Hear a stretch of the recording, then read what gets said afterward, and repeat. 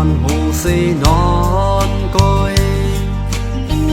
เอากองอ่อนเฮ็ดไว้ก็เสกดลับกว่ามือพ้องเลยนอนเลือ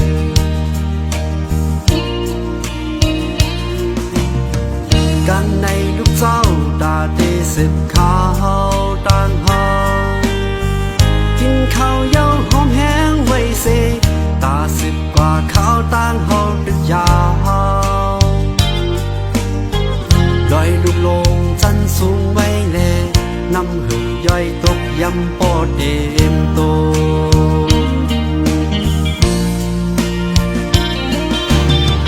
ยังใจสีขัดแย้งไว้แลเมื่อยามอันเฮาดึกลุกพื้นอยู่นั้นเป็นหือก็ยาวแลกินเนื้อตองนอนเนื้อลิ้นตึงเต็มอิ่ม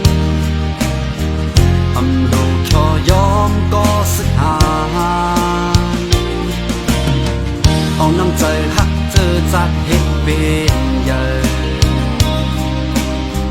หับเอาบุญพรก็สึกหานก็กุนงา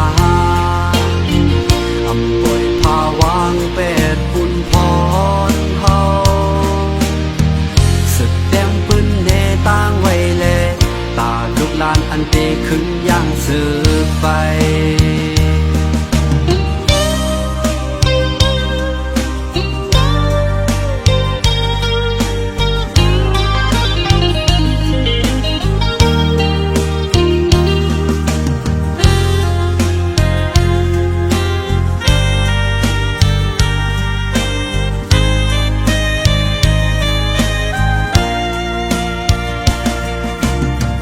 กันในลูกเจ้าตาเตสิบข้า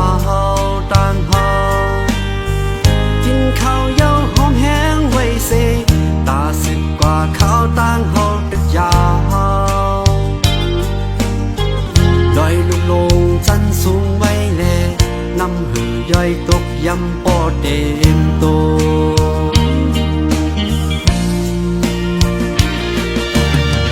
ยังใจสีขัดแย้งไว้แลเมื่อยามอันเฮาดึกลุกพื้นอยู่